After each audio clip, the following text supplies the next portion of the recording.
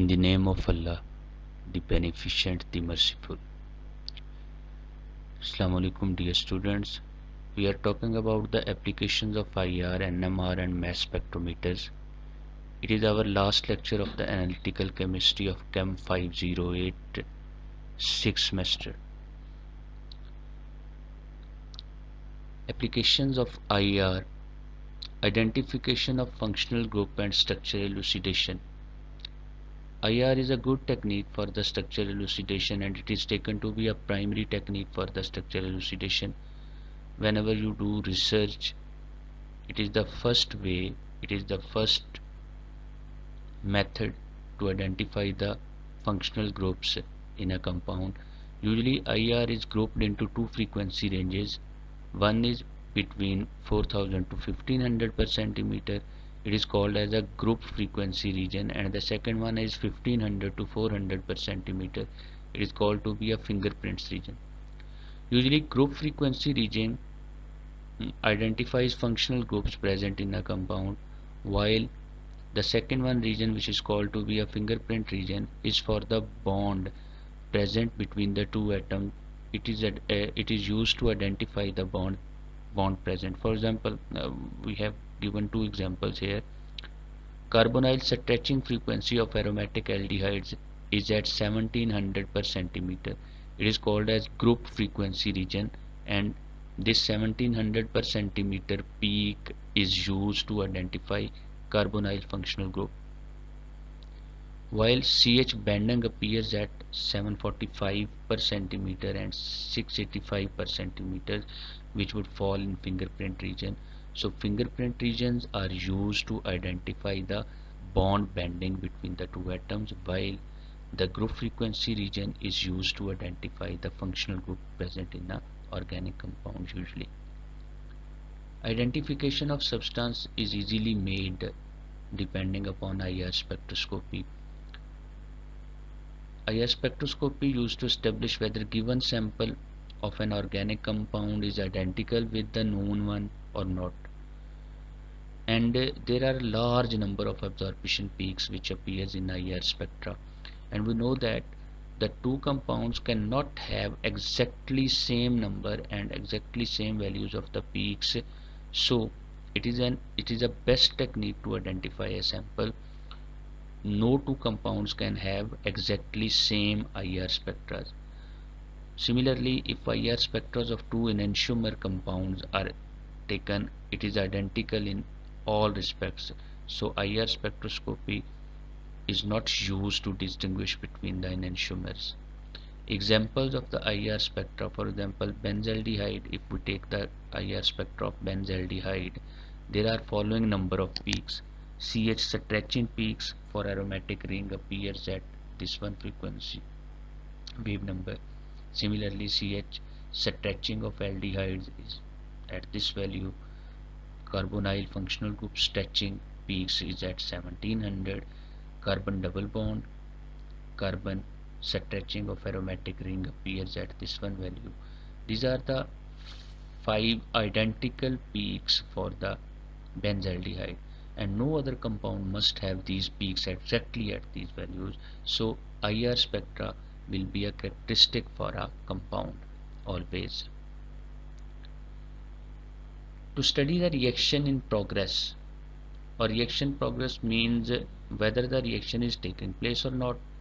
Whenever we would take a reaction and we withdraw some amount of the reaction mixture and analyze that one at the IR, the rate of disappearance of the characteristic absorption peaks for a reactant group, or rate of appearance of characteristic absorption bands for the product, will be exactly equivalent to the rate of the reaction. Means rate of reaction can be identified by the rate of disappearing of the characteristic peaks of reactant groups, or rate of appearance of the characteristic peaks of the product. Detection of impurities. It is the simple way of detection. For example, if there are excessive peaks in a spectra than that of the compound which we are going to analyze, those excessive peaks are due to the impurities present in that compound.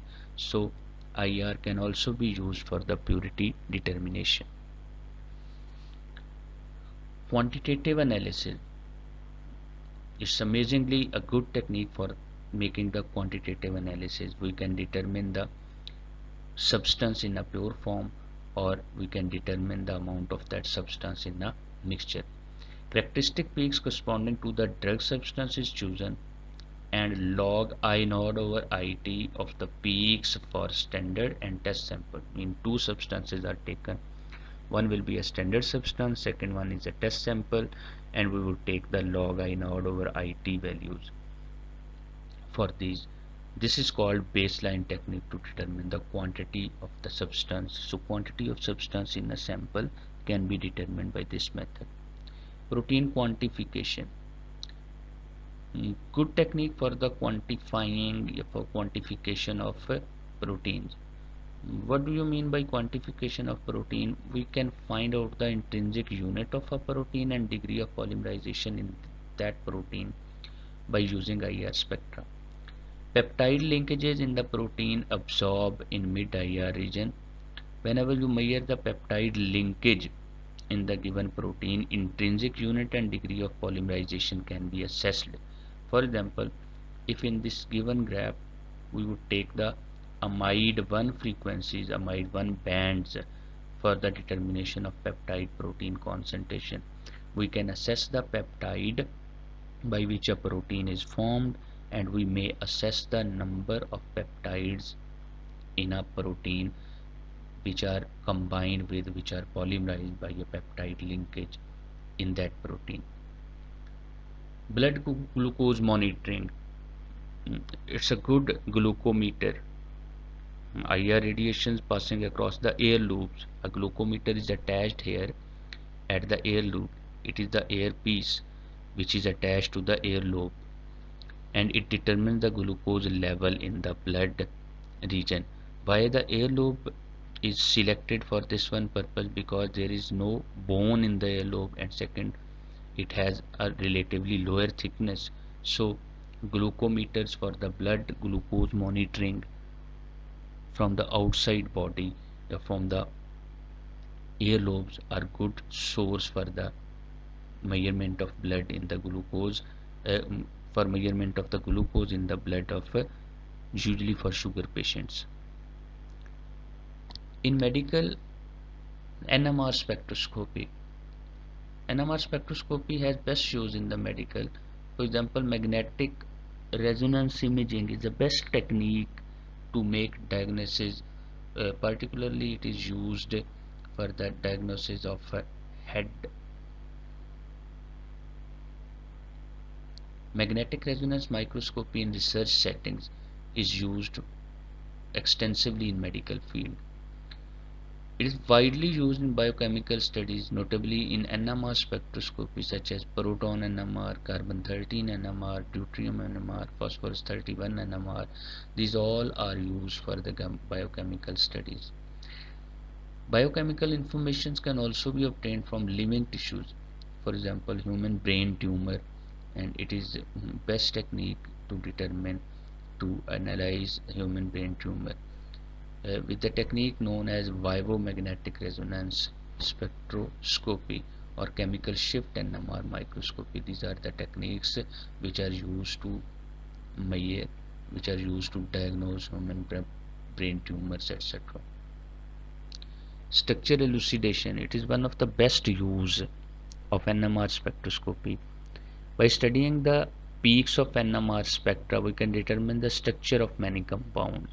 It's a highly selective technique for this purpose, and we have different peaks for different atoms in a molecule, and if those atoms have a different chemical environment, then they would have a different peaks as well. For example, if you have methanol, the carbon CH3, ethanol, the carbon CH3 would have different peaks. The carbon attached to CH2 group would have a different peak. Means chemical environment if changed, then the peaks will be different. Similarly, the same molecule if taken in different chemical environments, it would have different peaks as well. NMR spectroscopy is used to identify the structures of novel compounds as well. So it is considered to be the best authentic techniques by the scientific journals whenever you would make the research publications, etc., for your novel compound. Means you have prepared a novel compound and you are claiming that this molecule is a new molecule which is not present before that time. You may have to give evidences by NMR spectroscopy in order to publish that one in any scientific journal. An example of NMR spectroscopy being used in the determination of a structure, for example, the structure of buckyballs were Buckminster Fuller's. It is the third allotropic form of the carbon. It was determined by using the NMR technique.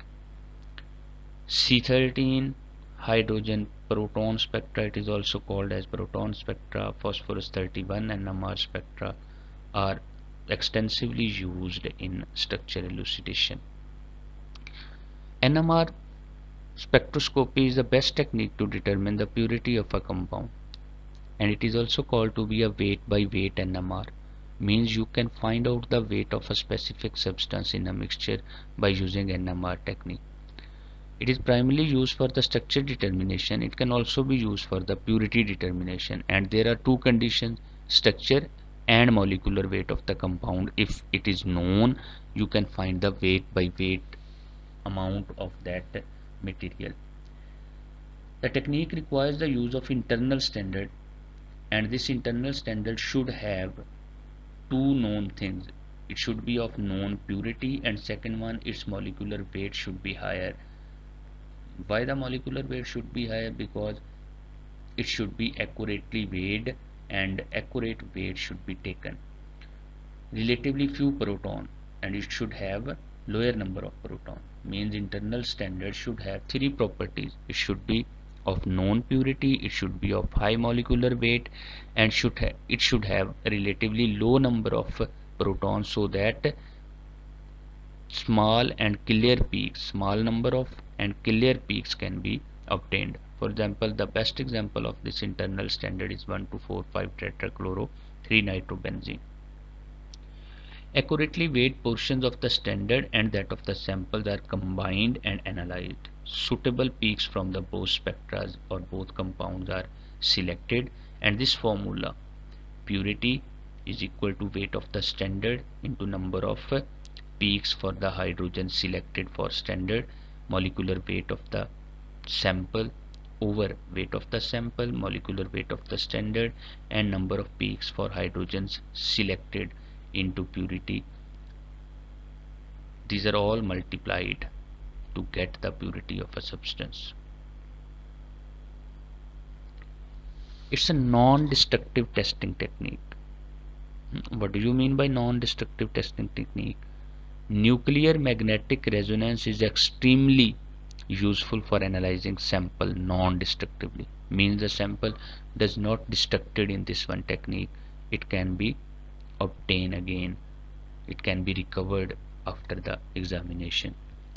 Radio frequency magnetic fields easily penetrate many type of matter, and anything that is not highly conductive or inherently ferromagnetic, the radio frequency regions can also penetrate in this type of material. So it is taken to be a highly active techniques for the measurement of any type of the substance.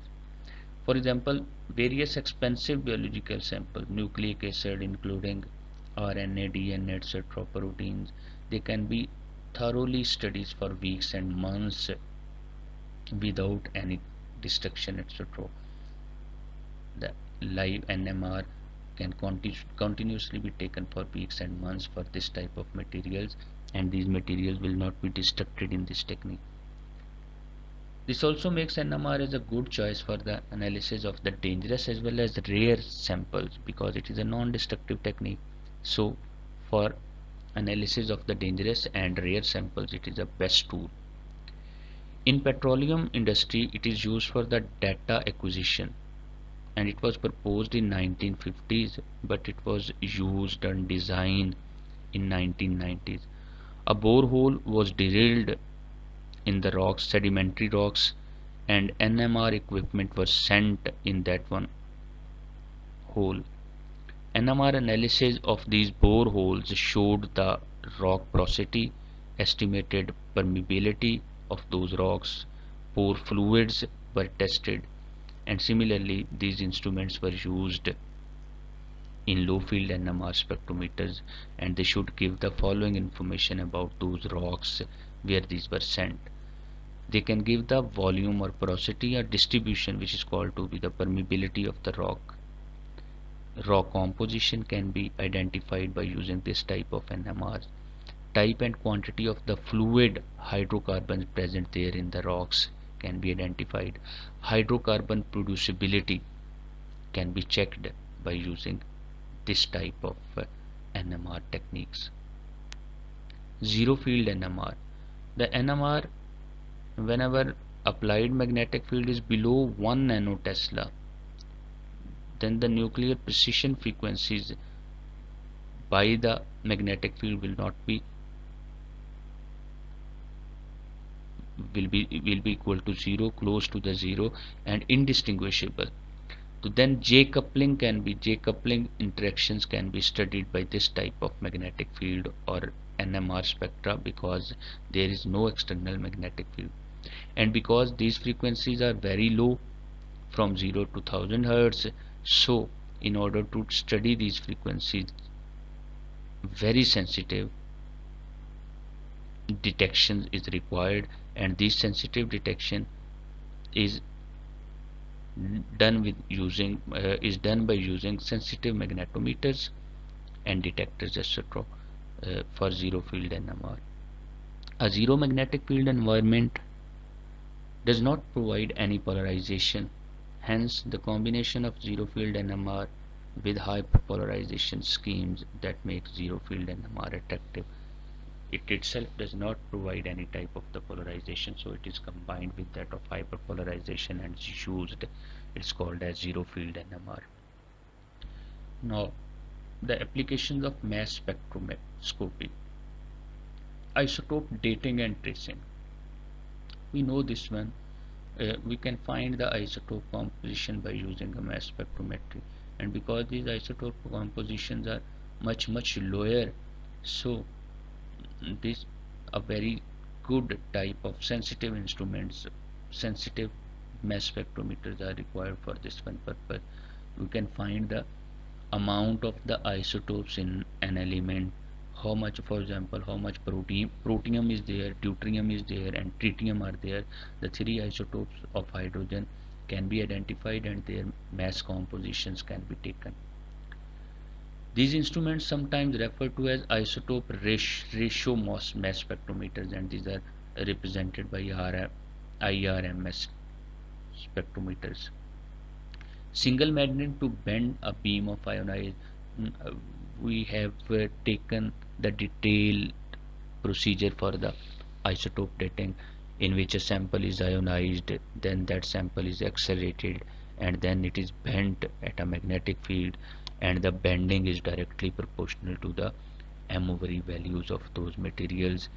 The material or the isotopes having greater mass will be bent low at lower angle, while having the smaller mass will be bent at higher angle. Sorry, the having smaller mass is bent at the lower angle, while having greater mass is bent at the higher angle.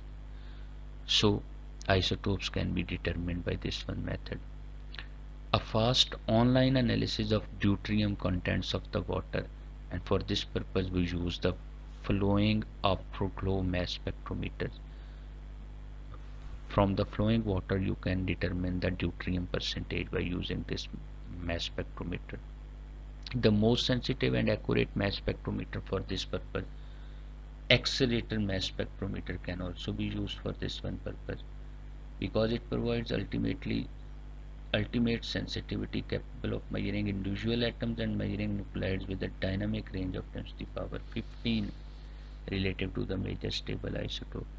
If the amount of the isotope is 10 raised to the power 15 times less than that of the major stable isotopes, Then this technique, accelerator mass spectrometer or FAMS, which is called as flowing after glow mass spectrometry, these techniques can be used to determine that amount of isotope as well.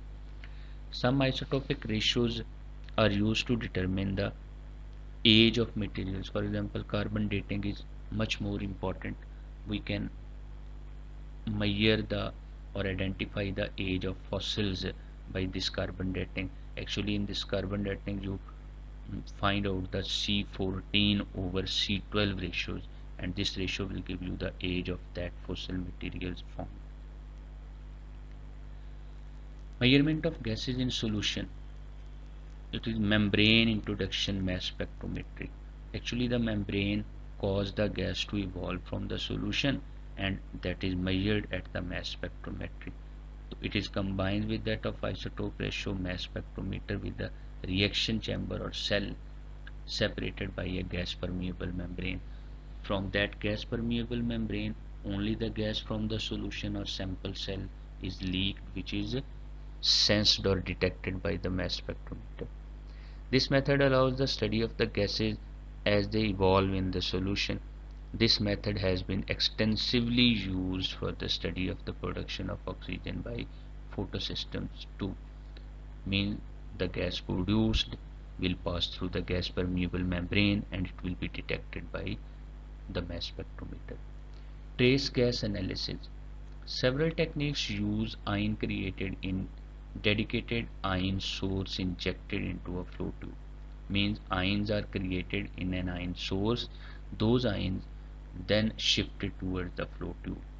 Selected ion flow tubes, which is called as SIFT mass spectrometer and proton transfer reaction mass spectrometer, are the methods of chemical ionization dedicated to trace gas analysis in air, in breath, or in liquid headspace.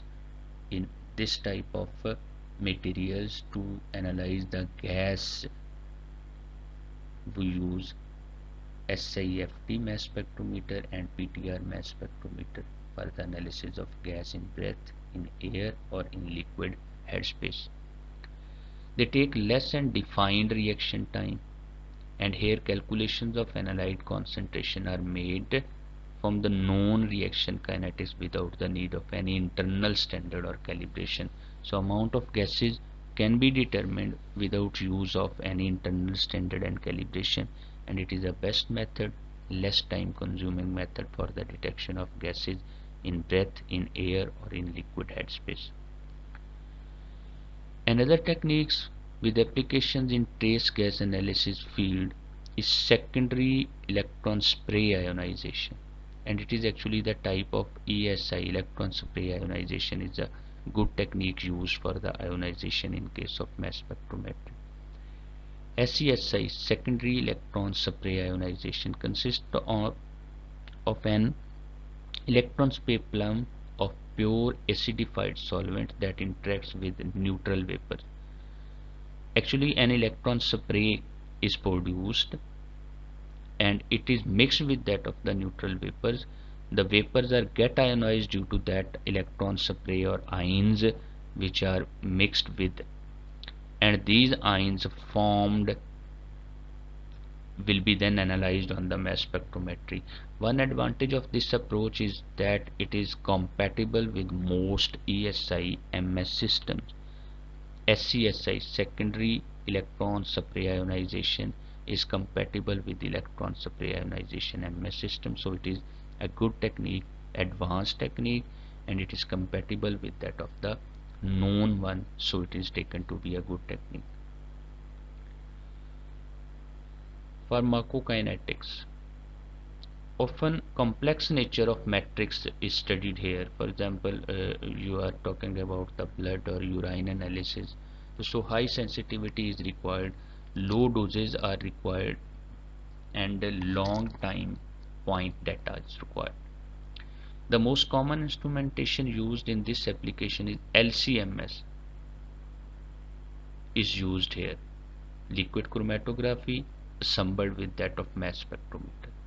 Tandem mass spectrometer is also used for this one purpose. Standard curves of internal standards are employed, and these are employed very carefully, and they should be linear graphs.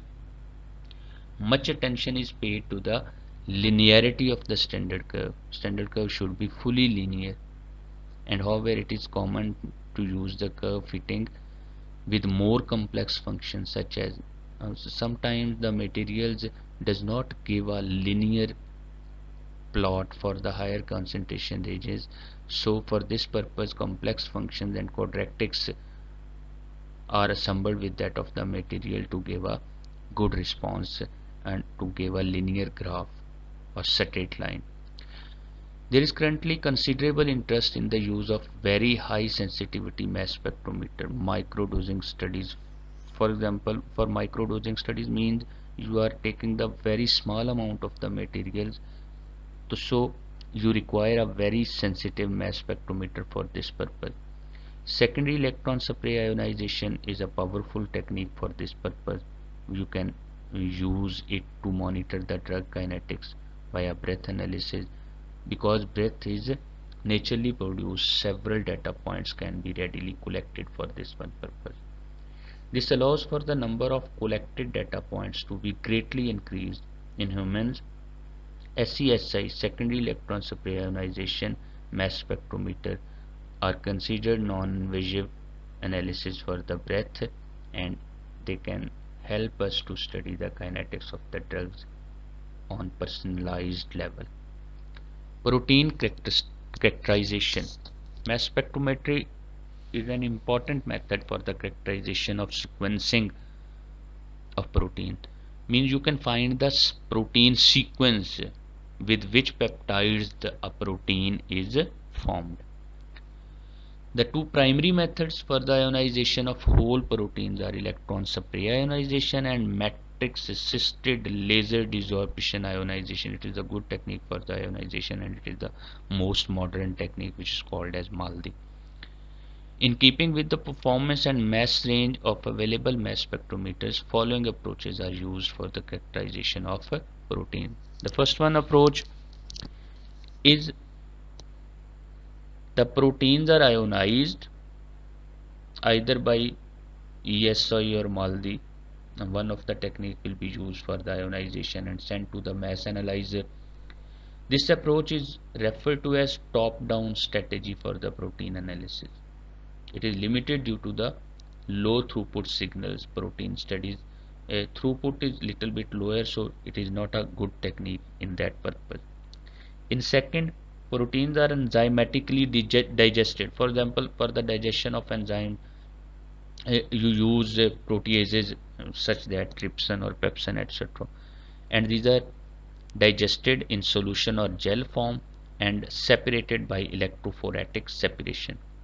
In collection of peptides, products are often separated by chromatography prior to introduction to the mass analyzer. Before mass analyzer, these are separated by using chromatography and then inserted into the mass analyzer. Characteristic pattern of peptide is studied and identified for the proteins. This is called as peptide mass fingerprints, PMF.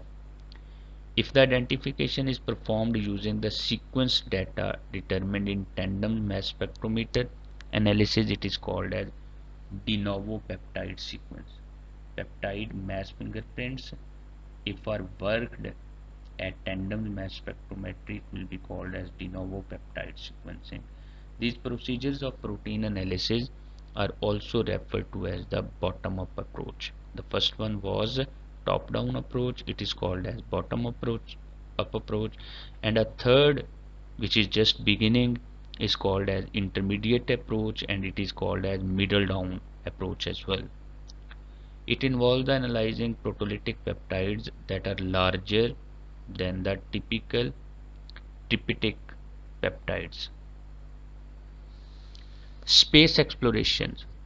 Now the mass spectrometers have reached to space as well. They are also successfully used for the analysis of the space as well. Planets and moons too were taken by to the Mars by Viking program. In early 2015, Cassini-Huygens mission delivered a specialized GCMS instrument aboard the Huygens probe through the atmosphere of Titan, the largest moon of the planet Saturn. This instrument analyzed the atmospheric samples and they worked on the Titan's frozen material, hydrocarbons, which cover the surface of that Titan. These measurements compared abundance of isotopes of each particle comparatively to the Earth's natural abundances. Actually, we want to make the comparison of the atmosphere of those planets with that of the Earth. So it was used for this analysis. Isotopes abundance determination were made at Titan's surface and at the Earth's surface, and these are compared, which had been taking measurements of Titan's atmospheric composition as well as the composition of Enceladus plumes. All these measurements were taken and these were compared with that of the water. A thermal and evolved gas analyzer mass spectrometer was carried by the Mars Phoenix lander launched in 2007. So in different ages the mass spectrometer was sent into the space in order to get information about the atmosphere. Thank you students. Allah Hafiz. This was all about the today's lecture. Thanks.